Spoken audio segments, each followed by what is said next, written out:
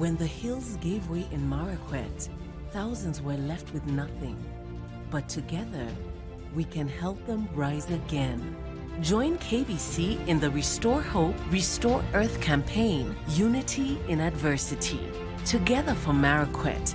Donate through paybill number 522533, account number 8036543, or drop foodstuffs and supplies at Marakwet County offices. Every shilling, every tree, every act of kindness counts. KBC, bringing Kenyans together.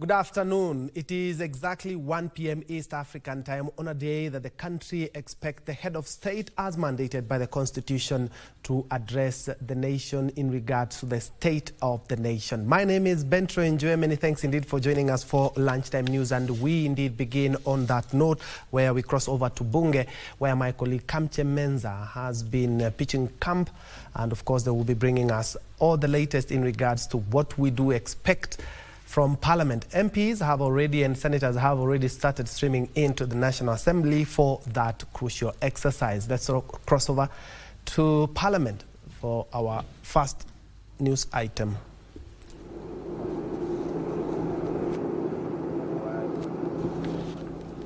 Good afternoon to you back in studio, Ben, Troy, Njue, and like you have indicated, we are coming to you live from afternoon yet again. The President of the Republic of Kenya, Dr. William Samoei Ruto, will be coming to Parliament. The Parliament will be hosting the President this afternoon for him to be able to give a State of the Nation address. This will be his third State of the Nation address to the country. A number of issues that were touched on last year. Remember, this is as provided for in the Constitution. It is his constitutional mandate to be able to come to Parliament to talk about national values as well as the progress that the country has made in matters governance. And this afternoon, Parliament will be expecting, of course, to host the President. I don't want to speak much because I'm joined by the nominated Senator Mutinda to be able to tell us what were the expectations last year, were they met, and what are we expecting this afternoon. Karibu sana Mhesh. To start us off, last year we had the same event here in Parliament as it is annually, and this afternoon we're also expecting the President. From where you sit, were your expectations met last year, and what should we be expecting from the President also this afternoon? Thank you so much. And yes, from where we were last year in terms of the presidential address and where we are today, I'm happy that the President is going to come and talk about the milestones that has been achieved within that 1 year from where he had set his standards, all the plans that he had put in place. Case example, the health sector. We've had a lot of back for this as far as matters, the Social Health Authority and the SHIF, the fund, is concerned. And a lot, as much as there are still some hiccups here and there, but a lot has really been achieved. And I speak because I sit as a member of the Health Committee, and we've really gone to the ground as we are doing our oversight as Senate to the counties, and we've seen quite some strides, although there are some few challenges whereby reimbursement from the national government to the counties, to the hospitals, has been having some delays, but majorly as far as insurance is concerned, there has been some improvement, maybe not 100%, but we are somewhere. We are not where we used to be. Sector, we've seen a lot of improvement when it comes to the issues of our farmers, the coffee sector, the tea sector. There has been quite some strides. We had some issues as far as the education sector is concerned. Look at the issues that came about, the issues of delayed capitation. And when we dug down as Parliament, the ministry explained and said that there were some ghost schools. And we've also voiced that the people who have been used to do corruption in these sectors to book. We saw the Minister for Health, Honorable Duale, bringing to book the people who have been there trying to do unscrupulous, the fraud claims. And we've seen, at least as far as matters corruption are concerned, they have been worked on. Could not be 100%, but there has been some strides. There have been some steps that have been really, really achieved. This address is to the nation. Yes. From where you sit again, Mwananchi outside there, the expectations, do you feel that the expectations, do you feel that the president will meet the expectations of Mwananchi down there as we speak this afternoon? Yes, I am confident, and I'm saying like that because the president has been moving all over the country. Last week he was in the eastern region where I personally come from, and we were with him on the ground. He was able to commission 3 key main roads. He was also able to open up the markets. The markets really touch the common Mwananchi, the Mama Mboga. They have moved from whereby they used to sell things on the soil, on the road, direct sunlight, no water, no storage facilities. But the modern hospitals that the president was able to open, not only in this region, but all over, these are things that really touch the common Mwananchi. And at the same time, you look at that, the eastern region, it's a place politically got about 25%. But he's the president of Kenya. He's serving all Kenyans equally. We've seen what he's been able to do in Nyanza, and talk about our late Honorable Raila Odinga. We've seen how the president led by ensuring and giving him a state send-off, an indication that he's serving all Kenyans equally, and is able also to try and listen to their issues when he's going to the ground and sending his team. What are these issues that are still pending so that he can be able to align? His main focus today, I'm sure, it's about the infrastructure fund and where we are today, the infrastructure sector, the digital infrastructure, the road sector. It's an area that really needs to be funded extremely very well. And independently, as us as a country, we need to stop depending so much on the external funding. Thank you so much, Mesh. So we shall listen in on the President's address this afternoon. And I am also joined by the Mandera East Member of Parliament, Honorable Hussein Waitan, I beg your pardon. Maybe from where you see the President is coming to Parliament to be able to country, as members of Parliament, the President on an annual basis for the State of the Nation address, expecting this year? Do you feel like the last year's State of the Nation address was met, and what should we expect this year? Thank you. It is really great to receive the Republic of Kenya to give his annual nation address. We expect him to give us, the performance of our for the last 1 year, and what he expects to achieve 1 year, the next 2 years maybe before we go the elections. What we done very well for the last 3 years, very well. A lot has changed. A lot of development has really happened in our country, especially in the road sector, the water sector, the health sector. A lot has been done, and we expect give us, the performance or 1 year and maybe the 3 years we have now done, and we are really very eager, very anxious today as members of Parliament. And after he gives his national address, we are going to analyze and give our opinion afterwards. Yes. True. Normally, Parliament has a time to debate the of the nation address. From where you sit again as a Mandera East legislator or representative, the President's State of the Nation address, do you feel that Mwananchi, where they are right now, they will feel like their issues have been touched on? Exactly, because it has been happening for the last 2 years, and this since William Ruto is now sworn in as the fifth president of the Republic of Kenya. In fact, most of the of our people have been already accomplished, but a lot is to be done again. You remember, it is not easy, and it is not a one-time off. Some of the things to be done, some of the things are long-term, but a lot has changed, and the journey has started to make sure that Kenyans are better than ever before. Our economy is better before, and that is now seen already. What you need to know is that where he picked from was really, we were in a very low, range where we were when he came in and sworn in as the president. So we expect a lot to change, but a lot has been done. If you see what is happening right now in the country, you can see things are being seen. A lot is being seen to, changing for the better. And we expect the next 1 year, the next maybe 2 years, we expect a lot to change. Yeah. It's not a 1 day off. It's not a one times off. It has to be given time, because once it is planned, implementation takes time. Kenyans to really realize, what has changed might sometimes take time, but a lot is coming.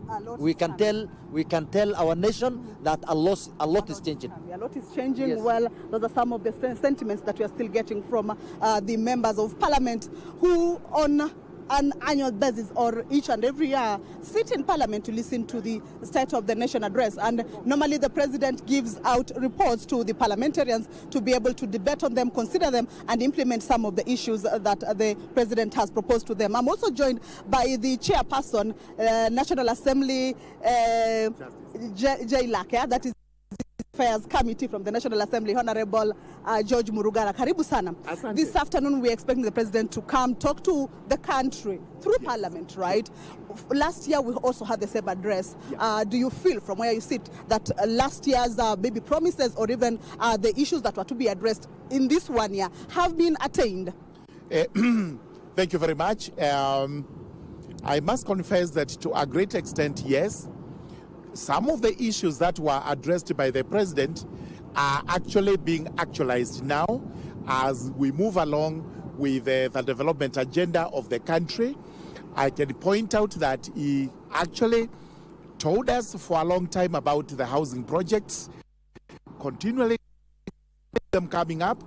So he also told us about the university care. And in as much as we have issues with the SHA, we can see the government is trying to implement it, the welfare of the people of the country. We have taxes that he would try as much as he can not to tax Kenyans anymore. And we are trying from the budget of last year. We haven't seen much of these taxes being introduced. So to some extent, yes. But it is progressive, because the economy also must be in a position to accommodate. Yes, we continue to see roads being built in various places of the country, for which we thank the government. Provision of water, again, projects are coming up. We know it is slow, but we must commend the government for trying as much as it can to ensure that some of these promises are kept. When he comes to parliament this afternoon, what should Kenyans expect maybe from him? Are there any new, perhaps, programs that are coming in as parliament? What do you expect as well? Let's hear him. He's going to have something on the state of the economy, because we really have to be assured that we are progressing well. We are informed that our economy is growing at a good rate, but that must also translate to what Kenyans are and cry that the cost of living is actually not going down. The price of consumables and goods in the supermarket is increasing. So as we hear the good performance of the economy, we look forward to hearing how the cost of living would continue being brought down, and especially through production, which is very important. That the prices of consumables, consumer goods, should also start coming down. We had issues with unga. We are happy that came down to an extent, although again, this is beginning to pick up. we want to hear our president address this. We want to hear the president address security. This is very important because continuously there is an assault on our security situation in the country. We also want to hear him talk about infrastructure, which he promised last year and which he say is picking up. We want to know to what extent this is actually picking up. Yes. Thank you so much. All right. So much. Thank you. And we wish you all the best as we all listen to the State of the Nation address this afternoon. Karibu sana, member. Maybe to start us off again from you. When the president comes to Parliament this afternoon, the address that has been happening on, what do you expect? Something new, maybe new programs that he might be bringing on board. Thank you very much. My name is Mheshimiwa Honorable Abdul Haro, MP for Mandera South constituency from Mandera County, that is in Northeastern Province. I thank you very much, and this is the 13th address of the State of the Nation address that the President is going to issue. It's an important address because it's sort of a midterm kind of an address. Yeah. We've already covered 3 years, and we are something very one of the things that something new which has not been covered in the previous that you see, like from where I come from and the entire northern Kenya, livelihood is livestock. Livestock is the main source, and livestock is also the main source of people from northeastern and from the entire northern Kenya. In the past addresses, the president had talked about the achievement of the government in agriculture. The reform in sugar, coffee, milk, and all of that. But he had not addressed the reforms we have had in livestock and the successes we have had in livestock and the challenges we are having in livestock. So I would really expect the president to address the question of livestock in his address today, especially at this time at this point in time, because the entire region of northern Kenya, despite other parts of the country receiving very heavy rains and even floods, some causing devastation, it is going through a very difficult drought season. And you know, when you are relying on livestock for food, for income, and drought is decimating that livestock, then definitely you would want to know what plans the government has in terms of mitigating the hardships that the people are going through. So that is something new that I would want the president to address, including the question of the drought and how the government is dealing with the drought that is becoming cyclic. Because when you come from parts of this country, you are either in the middle of the drought, or you are preparing to get out of one, or you're actually struggling to, you know, to recover from one. It's that cyclic nature. So that is what I want the president to address. Thank you so much. All right. Ben Troy, those are some of the sentiments, expectations, and some of the gains that have been done by the government, or the milestones that have been made by the government since the last State of the Nation address. And this one will be his third State of the Nation address here in Parliament. And of course, everyone is looking forward to hearing what proposals he will be having and what challenges perhaps, and how the government is planning to bring solutions to them. So we shall be here until 2:30 when the National Assembly, as is the time allocated for the sitting, they will be doing that, and the president will be ushered in, and of course to talk to the country. So until then, I will now hand this back over to you in studio, Ben Troy Njue.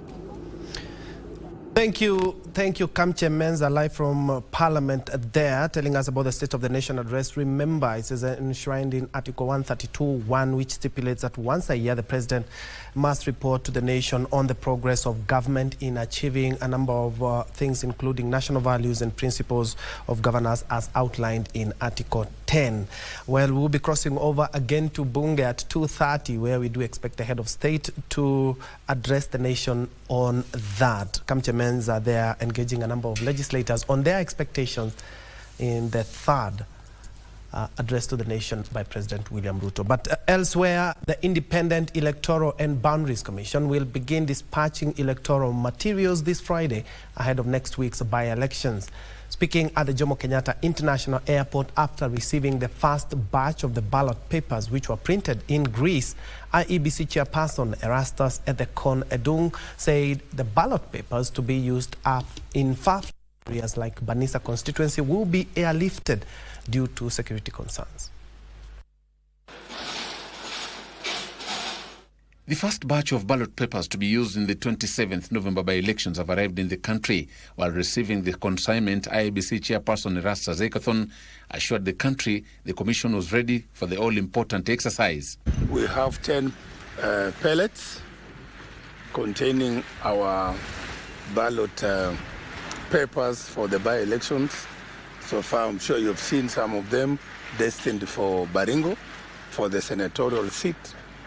Some headed for Mbere North, and others will arrive tomorrow. Another 29 pellets containing the rest of the ballot papers for the other constituencies and the wards. Ethicon said the consignment marks a milestone for the new commission, which came into office in July and promised to prioritize areas that have been long without representation. We are now all systems go. We've made all the preparations, adequate preparations, to ensure that this by-elections, which is the first to be conducted by this new IEBC, to ensure that these by-elections go very well and we complete them successfully on the 27th of this month. According to IEBC Commissioner Anne Ritu, the materials were printed in Greece at a cost of 27 million shillings.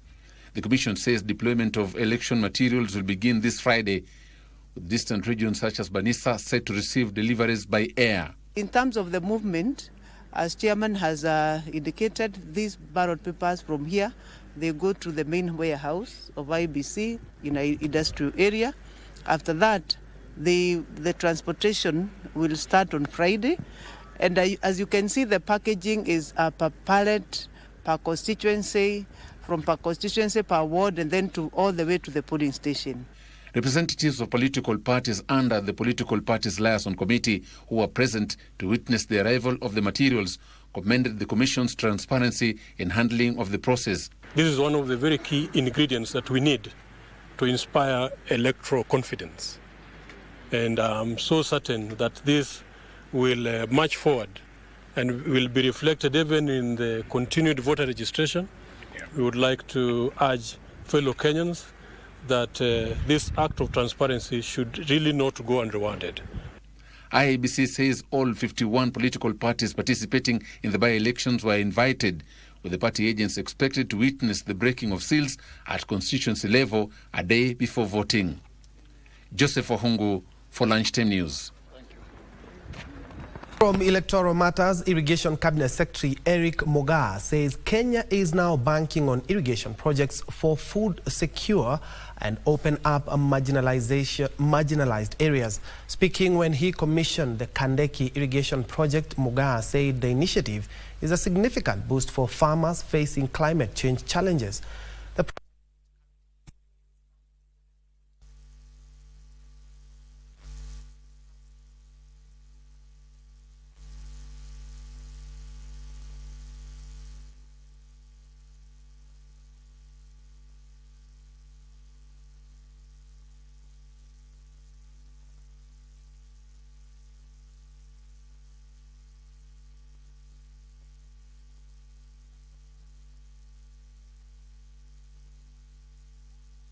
These kind of irrigation schemes, we have them in our National Investment Plan. We call it NISIP, that was launched a few months ago. We have the need to actually expand these people and also link them to aggregators, because farming, especially these high yield and value crops, requires proper market linkages.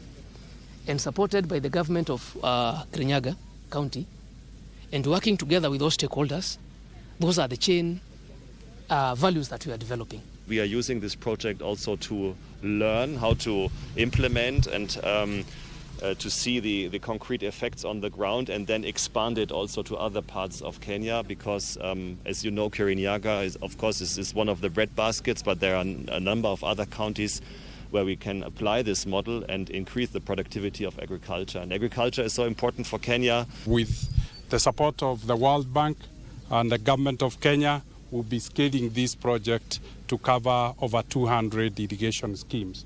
and this is the future of agriculture in our country.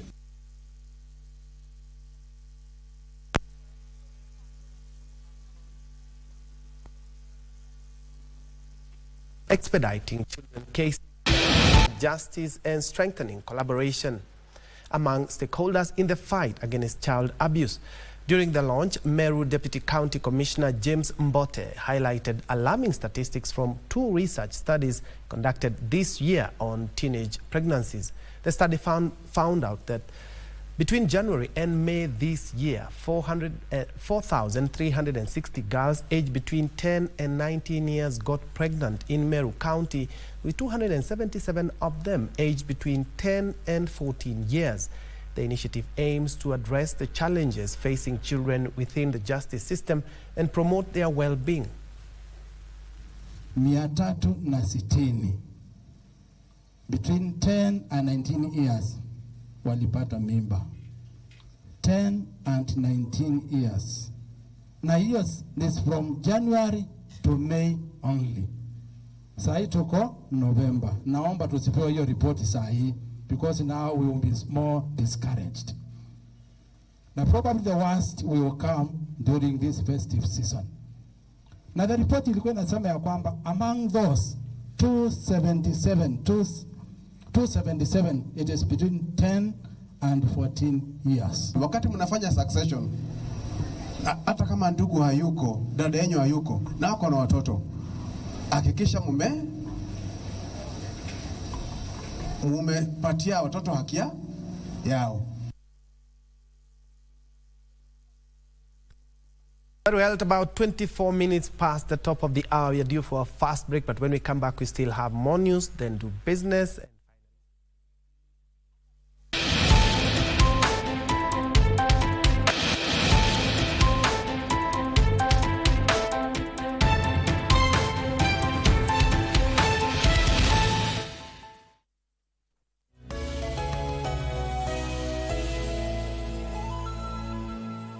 The Institution of Engineers of Kenya invites you to the 32nd IEK International Convention happening from 25th to 28th November 2025 at Pride in Paradise Beach Hotel and Spa Mombasa. This year's theme, Engineering the Future, the Roadmap for Kenya.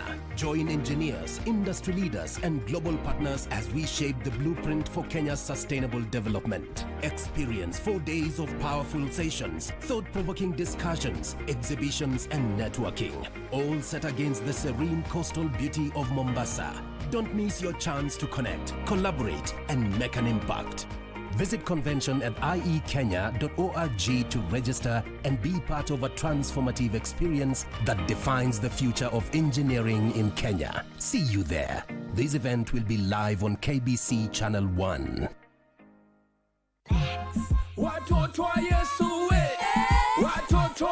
A new era has come to KBC Channel 1 TV on your favorite gospel show, The Backyard, with me, DJ Tabs, as we introduce to you our new host, the one and only award-winning gospel artist, pioneer, Mr. Big Deal, Mr. General, the one and only. Yes, man, I go by the name Hope Kid the General, Mr. Big Deal, new school dancehall pioneer, and I'm humbled to be your amazing host from 11:30 a.m. to 1 p.m. each and every Saturday with DJ Tabs, the head girl, and we'll be having amazing conversation with some of the leading guest line here on this show. Join us each and every Saturday.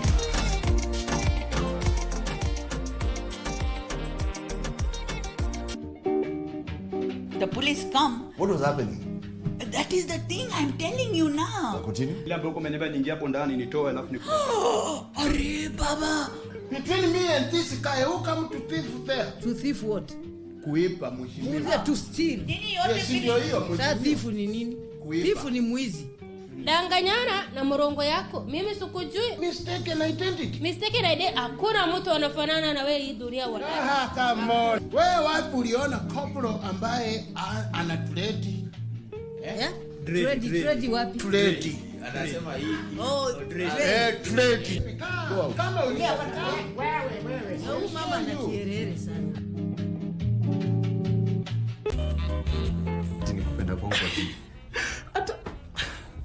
hata sijui nianzie wapi. Ile glass mimi niliibadilisha. Kwa hiyo hakuna wasiwasi wowote. Hivi ulibadilisha?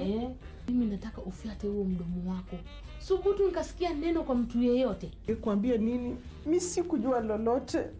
Sikujua lolote Hawa. Na wewe nadhani ulifaa kulala hapa jana. Ndio, lakini nini? Ulilala wapi wewe? Nilidhani ulisikia.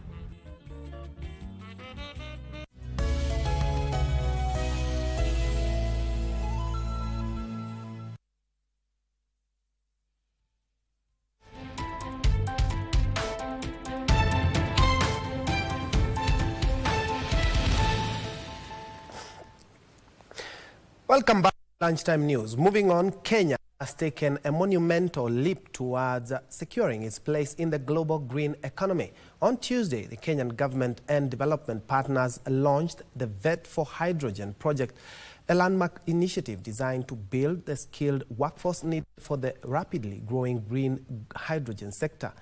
Our reporter Arun Marie was at the launch and filed this story on how the program is set to revolutionize technical training and create thousands of green jobs for Kenyans.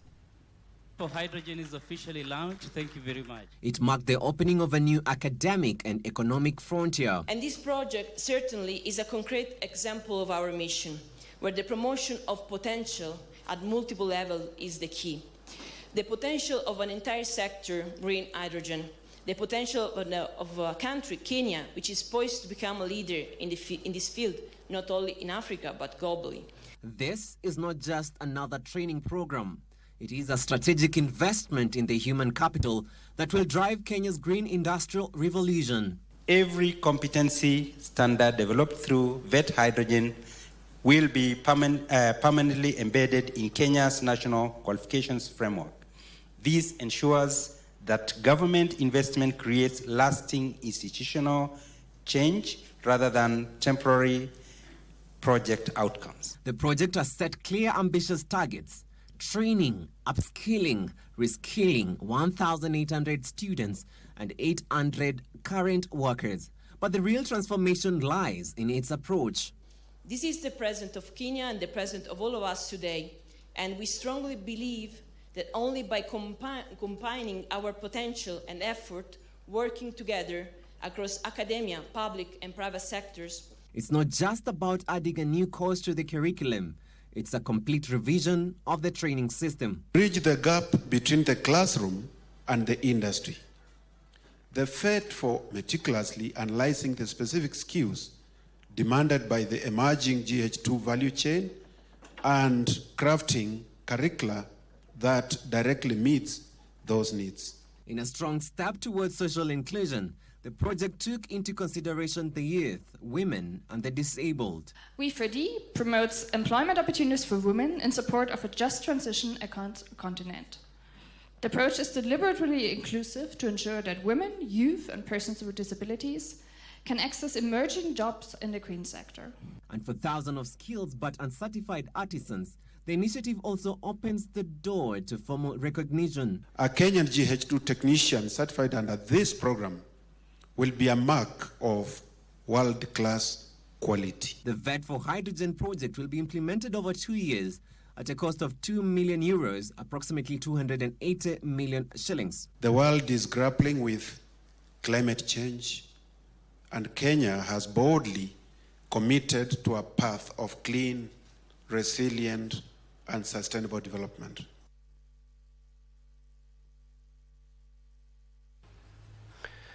Moving on, scientists across the world are racing against time to find new treatments for bacteria that no longer respond to commonly used antibiotics. Here in Kenya, the Kenya Medical Research Institute, KEMRI, is leading a major study targeting newborns who face the highest risk of deadly infections. Babies aged 28 days and below are the most vulnerable to neonatal sepsis, a bacterial infection in the blood that can cause organ failure and death within hours if untreated.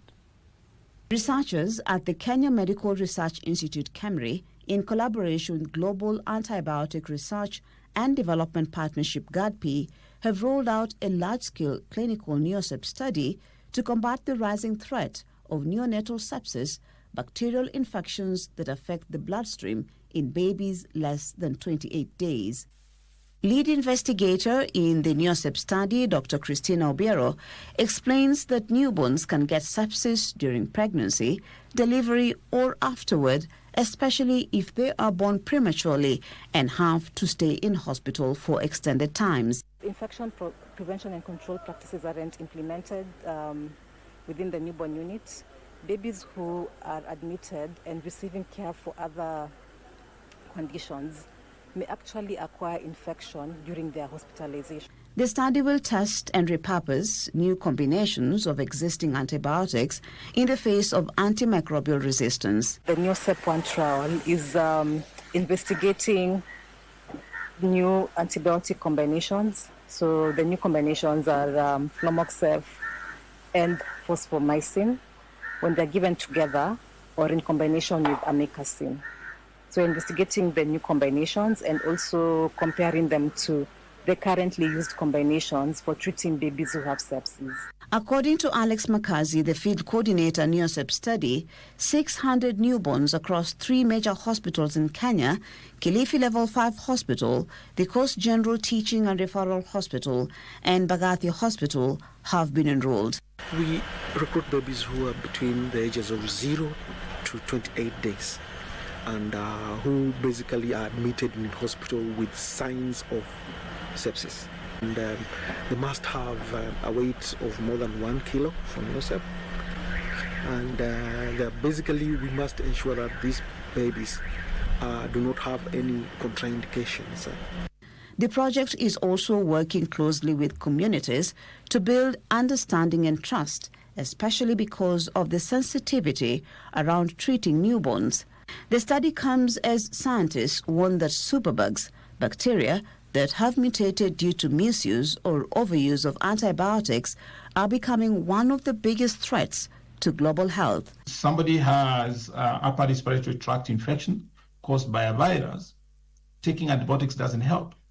But what does is that you take those antibiotics and you expose any other pathogens in your system to those antibiotics, and then of course, provoke them to become resistant. Because once bacteria are exposed to antibiotics, the next thing they do is that they mount a fight.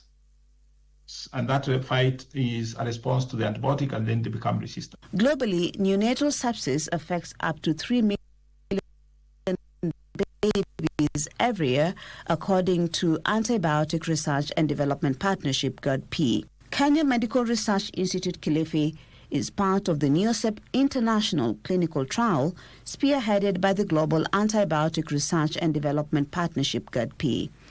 The goal is to identify safer and more effective antibiotic combinations for newborns and guide hospitals in choosing treatments that match local resistance patterns. Mariambo reporting for KBC Channel 1. Still on health, the Ministry of Health has finalized a plan focused on preventing preterm births, a significant cause of neonatal deaths. According to statistics from the Ministry of Health, 92 children are born prematurely every day in Kenya. During celebrations to mark World Prematurity Day at Murang'a Level 5 Hospital, Director of Health Products and Technologies Dr. Nazila Ganatra said the plan, dubbed National Every Woman, Every Newborn, Ewene, prioritizes facility readiness, health worker capacity building, family support, and public accountability. Neonatal mortality accounts for 51% of deaths of children under the age of 5 and 66% of infant deaths in the country. The Ministry of Health anchors our actions in the 5th administration's 4 pillars of delivering universal health coverage. 1, a fit-for-purpose health workforce, mentored deployment and supported for emergency obstetric and newborn care, newborn resuscitation, and respectful, safe care. When this mother is empowered, she comes to the facility. She needs also to find an empowered health provider. So we have a product, which is a mentorship program, to ensure the health providers, they are quite empowered. They are quite sure and confident in handling these mothers. Whereas Murang'a is being celebrated for making good, positive progress, we believe we are not there. We would want 0 death, whether of the mother or the child.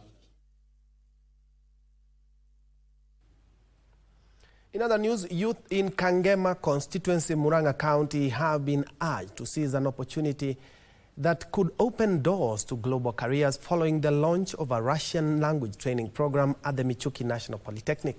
The 9-month course introduced under the Path to Russia initiative is expected to give local youth a competitive edge in international education and job markets. Chief Principal at Michuki National Polytechnic, Ann Bogo, encouraged students from the region to enroll, noting that the program provides a direct pathway to study and work opportunities in Russia.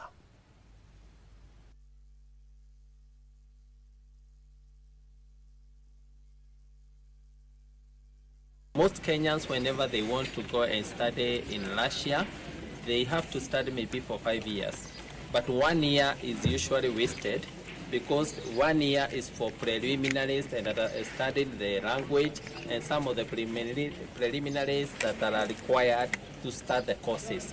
Therefore, as Michuki National Polytechnic, we will be offering that course at a very subsidized rate. And we are appealing that, especially for those that have cleared their Form 4 and for those that are also prospecting to go to other countries for Kazi Maju, to take this opportunity and learn the Russian language.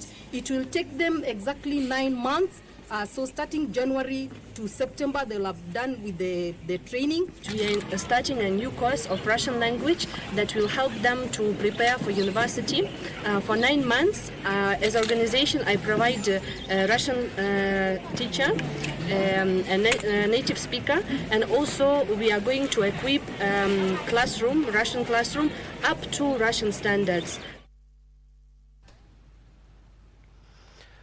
The Principal Secretary for Irrigation, Ephantas Kimoto, says the public-private partnership should be structured and expanded to spur the country's economic transformation and ease pressure on the national budget. Speaking during the 42nd annual seminar of the Institute of Certified Public Accountants of Kenya in Mombasa, themed From Transaction to Transformation, Accountancy Impacting the World, P.S. Kimodo urged accountants to embrace the new concept as a pathway to unlocking Kenya's economic potential, urging them to embrace integrity in all the institutions that they are serving by ensuring resources are used prudently for national good. Private-public partnership projects, we need to balance between affordability. That is, whatever service you're offering, they must be affordable to the public. And for us to do that, that talks to finance structuring, which members of ISPAC are the best place to do that. The key thing that will make PPP sustainable is to ensure they give value for money. The resources we have in this country are enough to transform us to first world. But where are these resources wasted along the line that we still end up being a third world country? I really congratulate the ISPAC Council and the entire management for putting this together. It is a clarion call to everyone to embrace accountability, to embrace transparency, to embrace integrity, and to embrace discipline in managing our financial resources to ensure that we deliver the goals and the objectives that we desire to achieve. Still on national resources, Kiharu MP Ndindi Nyoro is calling for prudent management of Kenya's national debt, warning that off-the-book borrowing is putting the country at risk. Nyoro claims Kenya has taken at least 175 billion shillings in unreported loans and warning that the Talanta Stadium project could cost far more than the stated 45 billion shillings. Nyoro, who spoke at the Institute of Certified Public Accountants of Kenya annual seminar in Mombasa, also termed fiscal policies as hurting the private sector and urged greater transparency in managing public debt. The Talanta Stadium, you see, the cost is 45 billion in present value. But it is important for Kenyans to know that Kenya actually took a loan of the book of 45 billion shillings. And do you know what? Now, we'll be servicing that debt using sports fund. Every month, 500 million shillings. In 15 years, a debt of 45 billion shillings, Kenya will pay an interest rate of 100 billion Kenya shillings.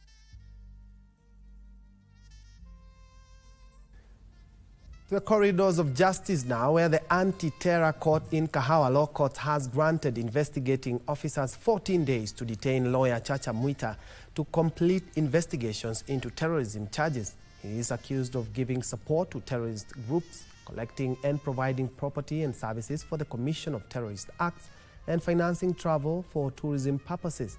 In his ruling, Senior Principal Magistrate Gideon Kiage ruled that issues raised in the present application and supporting affidavit are not unfounded. The investigating officers had requested the court to be granted 21 days to be allowed to forensically examine and analyze the electronic devices seized from Mwita.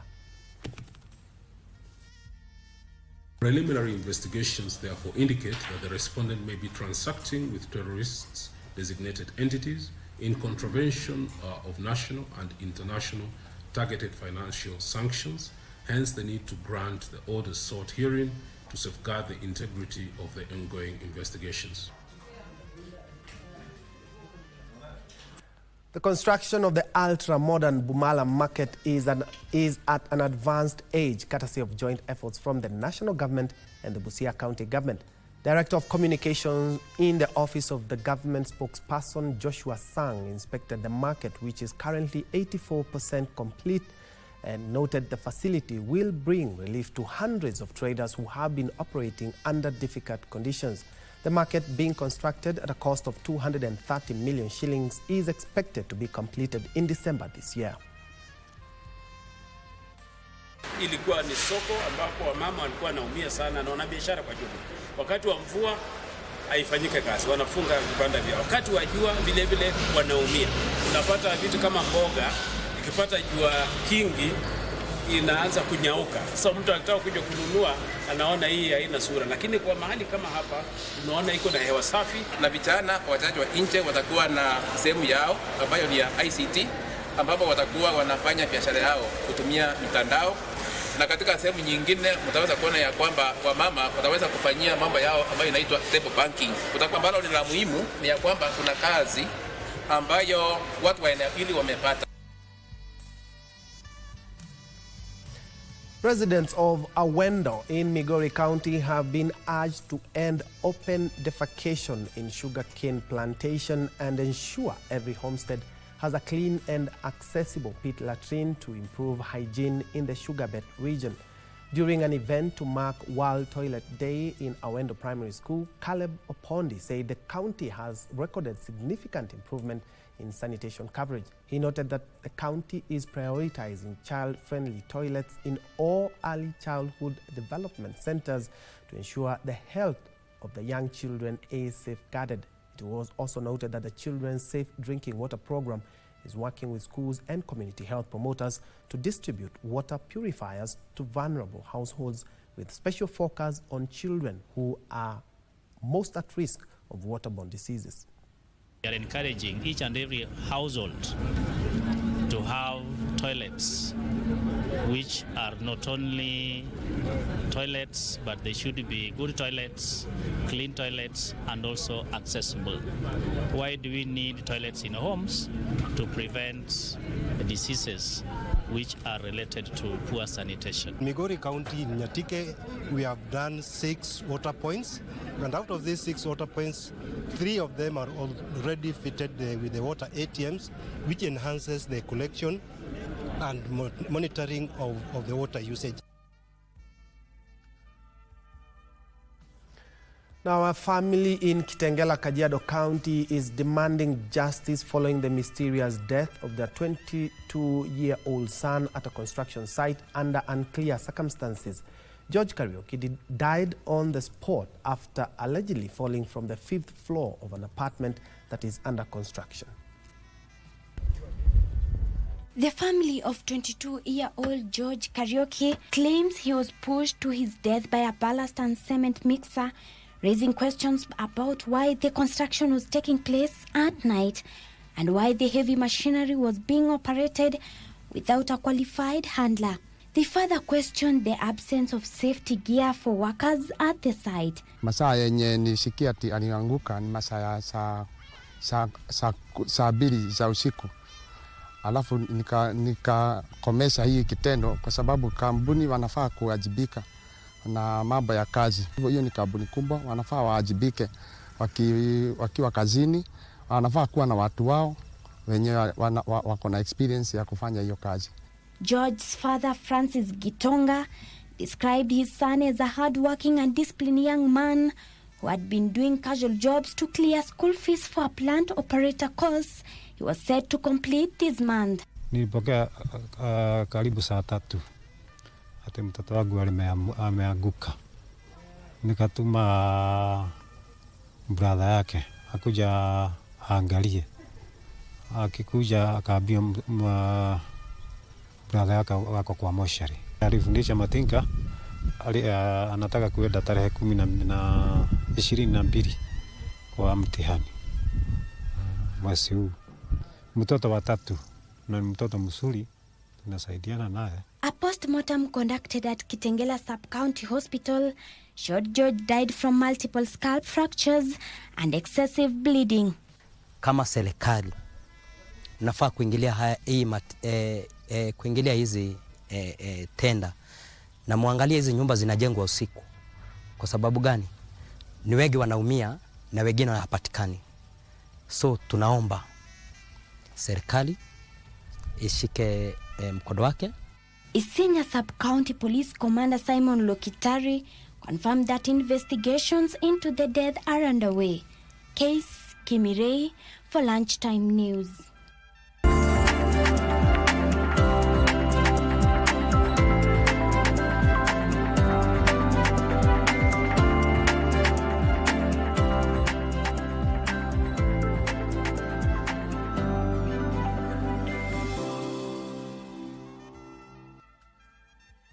Time to make sense of shillings and cents in business. Kenya faces structural and financial challenges in its ambition to build a climate-resilient livestock subsector.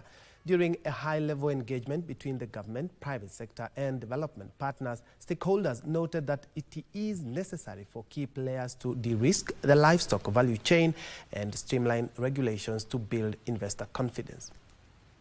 Despite its immense economic potential, the livestock subsector continues to attract minimal private investments, and this is largely due to fragmented producer systems and reliable supply chains, weak extension services, and the absence of affordable insurance and accessible credit.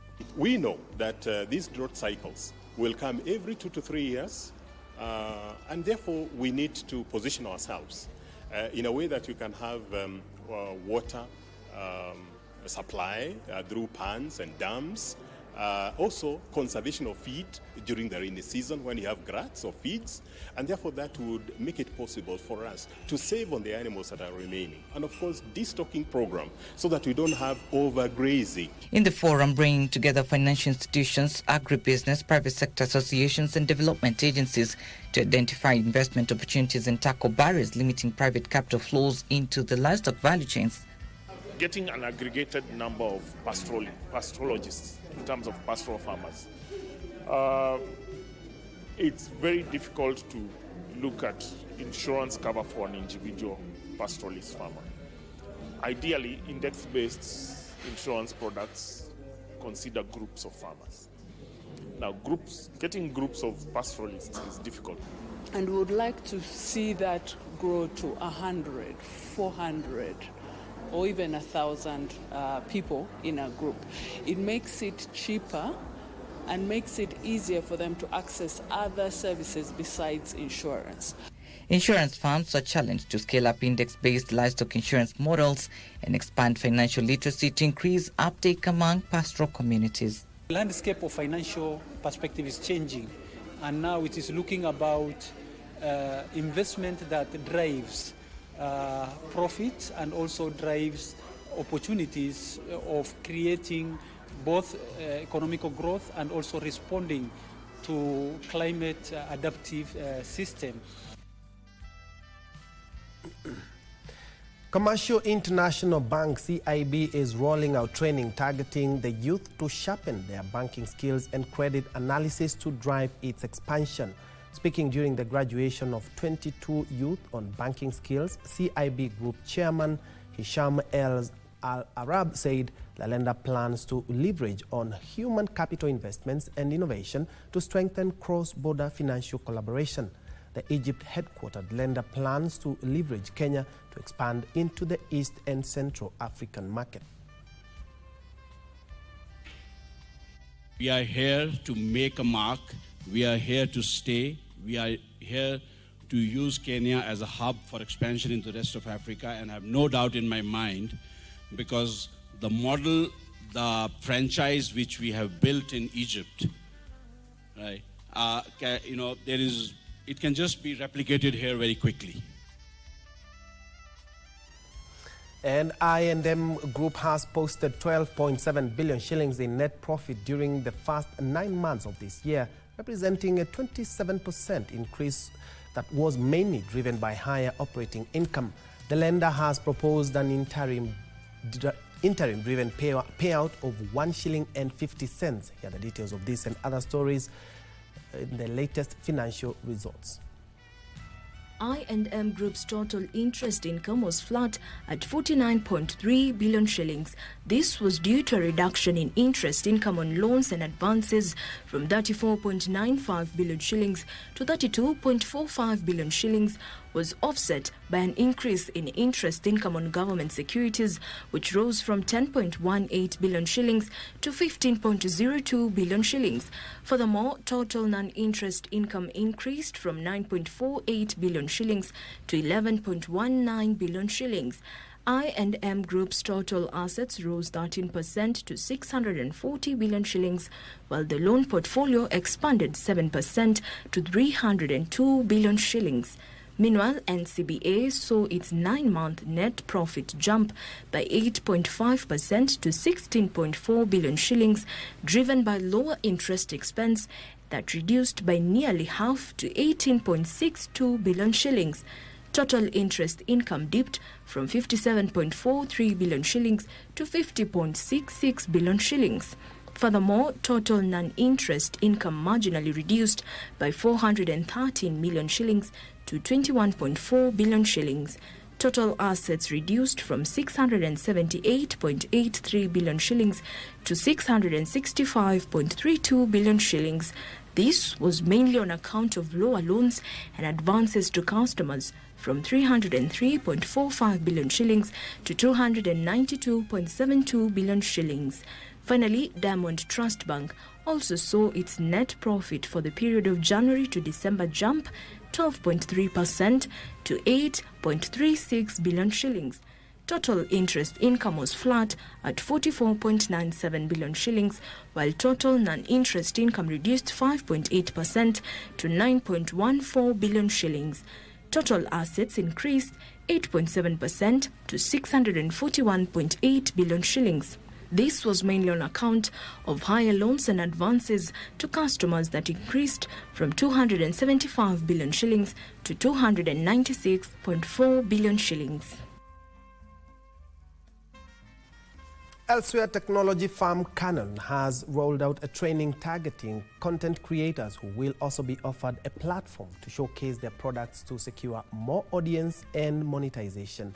This is under the Canon Creator Lens event in Nairobi that brought together both emerging and established voices in the film industry, with local creatives exposed to panel discussions, inspirational talks, and live demonstrations by industry experts. The event aimed at empowering content creators to elevate their craft across genres such as fashion, livestock, lifestyle, wedding, wildlife, and also podcasting.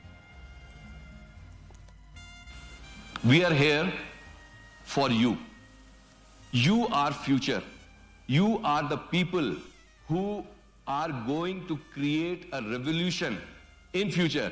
What you create today, you will be remembered tomorrow for that.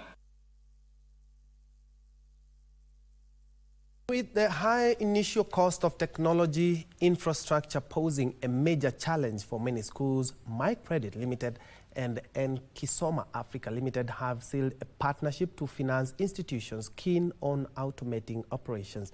MyCredit Managing Director Wangaruro Mbira said the strategic partnership will expand access to digital learning tools across the country.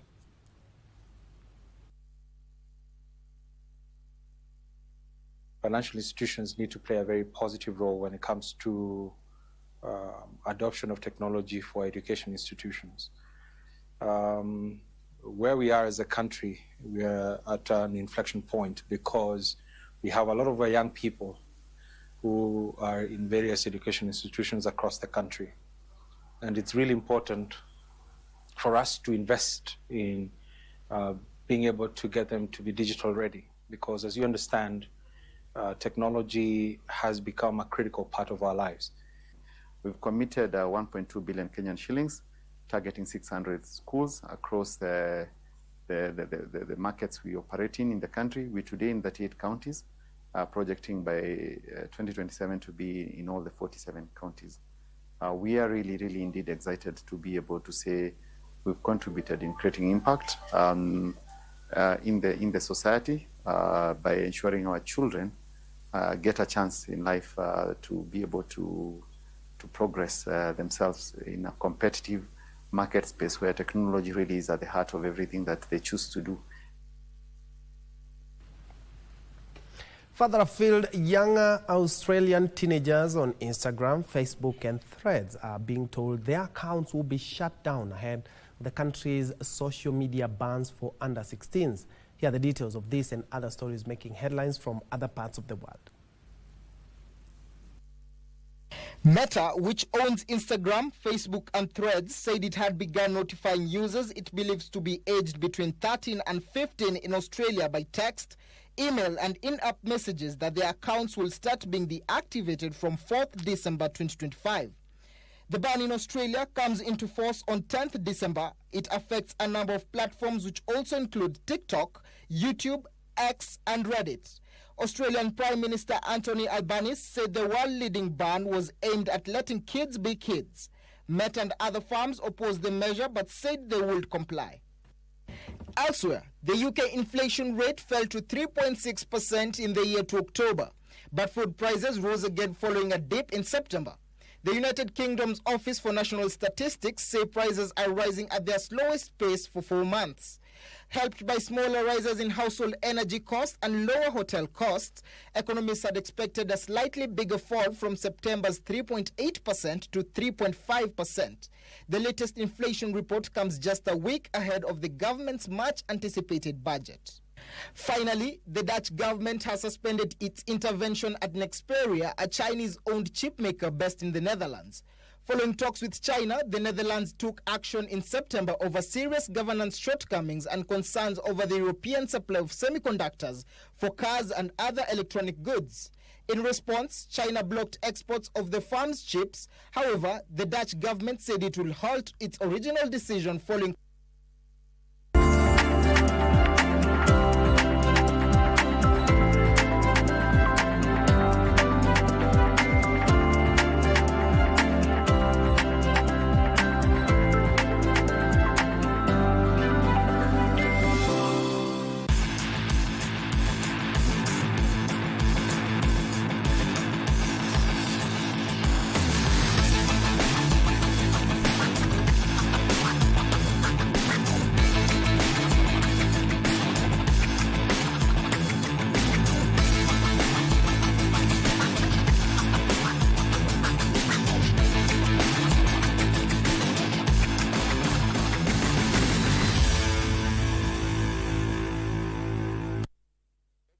And in sports, President William Ruto has been honored by the Confederation of African Football during the 2025 CAF Awards ceremony where he was given the CAF President Outstanding Achievement Award for his outstanding contribution to the growth and development of Kenyan football. The CAF Award was presented during the last night's ceremony in Rabat, Morocco, where it was received by Kenya's ambassador to Morocco, Jessica Gakinya. The award comes in recognition of the Kenyan government's transformative investments in football, from infrastructure development and talent pathways to robust athlete welfare programs. One of the key achievements highlighted is Kenya's successful co-hosting of the 2024 African Nations Cup, which elevated Kenya as a sporting powerhouse and a leading destination for continental tournaments. The award also acknowledges broader reforms, the expansion of world-class stadiums, community talent academies, and a new architecture for talent development. The President of Uganda, Yoweri Kaguta Museveni, and the President of Tanzania, Samia Suluhu Hassan, were also awarded for the successful co-hosting of the 2024 Africa Nations Championship, where the co-host reached the quarterfinals for the first time.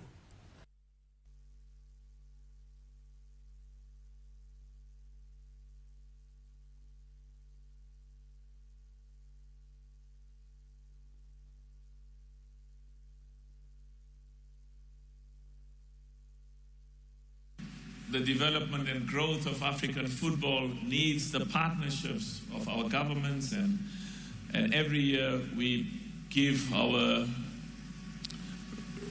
recognition and just express our gratitude to those countries on the African continent, those heads of states, those governments that have partnered with the 54 African member associations for the development and growth of football. I want to thank you, President Musepe, for giving Kenya an opportunity to host CHAN that just concluded a couple of months ago.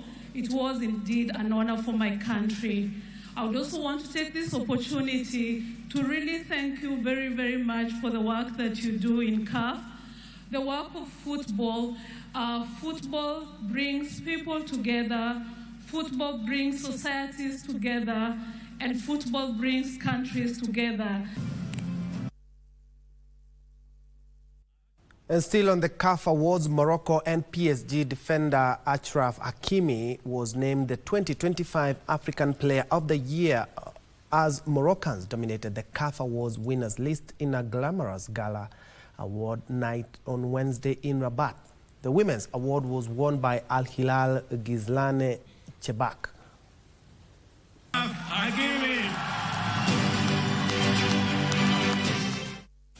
The 27-year-old defender Hakimi won the UEFA Champions League, French Ligue 1, UEFA Super Cup, Coupe de France, and reached the final of the 2025 FIFA World Cup.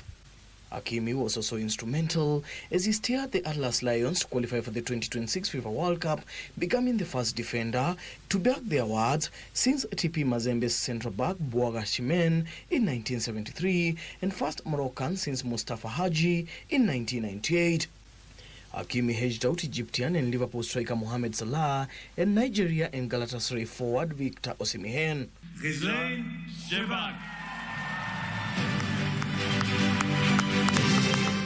Al Hilal's Gizane Chebak, also from Morocco, won the CAF Women's Player of the Year award, rewriting history as the first Moroccan woman to receive the honor after an outstanding year. She won the Golden Boot Award of the WAFCON, guiding the host to a second-place finish behind eventual winners Nigeria. Nigeria's Chiamaka Nadozie retained the CAF Women's Goalkeeper of the Year award for the third consecutive year, having helped the Super Falcons secure the CAF Women's African Cup of Nations in Morocco 2024. Hothman Mahama won the CAF Men's Young Player of the Year award after playing a steering role in the Morocco's thrilling triumph at the FIFA Under-20 World Cup 2025. Morocco's Doua El Madani retained the CAF Women's Young Player of the Year after helping AS FAR to the Morocco Women's Championship and finishing as the top scorer at the CAF Women's Futsal African Cup of Nations 2025, where Morocco took the title. Morocco's Under-20 team were named the Men's National Team of the Year after winning the FIFA Under-20 World Cup 2025, while Nigeria's Super Falcons were the Women's National Team of the Year for another consecutive year, following their CAF WAFCON Morocco 2024 success. Goal of the Year went to Tanzania's Clement Mzize for his stunning long-range strike for Young African against TP Mazembe in the CAF Champions League.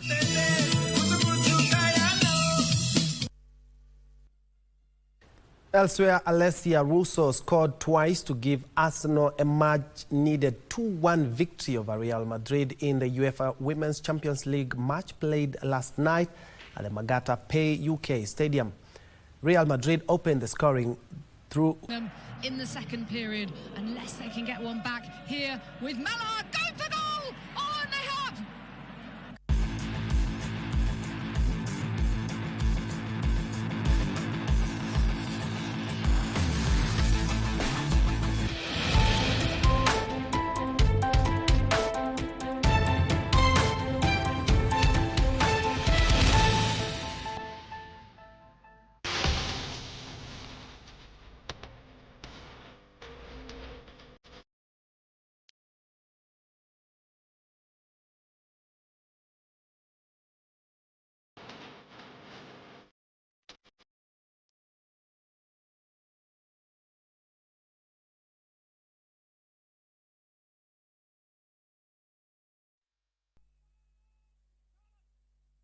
Very well, that's where we put a cap on KBC Lunchtime News this afternoon. But remember, we are keeping our eyes peeled at Parliament, where we expect the head of state in about 20 minutes or so to be issuing or addressing the country on the state of affairs.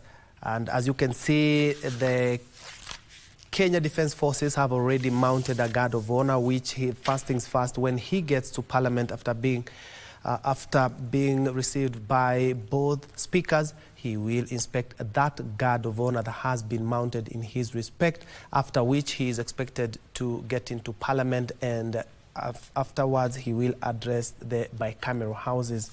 Remember, this is an annual event, and remember, it is enshrined in the Constitution, where the President is mandated to ensure that each and every year he gives a brief of how the country or the state of affairs of a country. Remember, it will be his third since he got into power, and we're expecting him to touch on a number of issues that are affecting the country and also give a direction in regards to where the country will be headed to.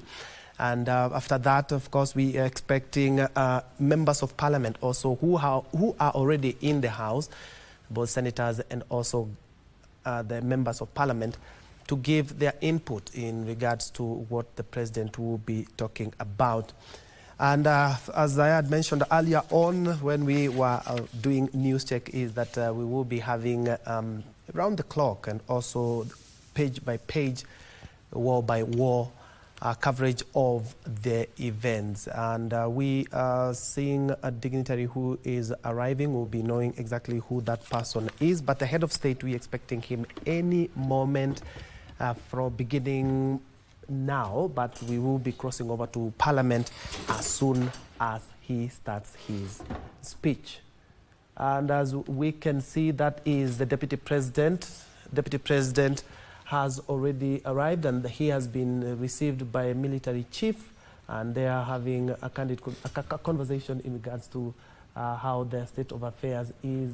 You can see him nodding, and also security officers from the Kenya Police, from the National Police Service there, and also I can see also from the Administration Police as well.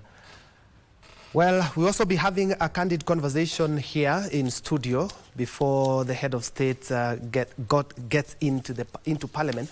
And you bear me witness is that Kenyans have also come out in large numbers.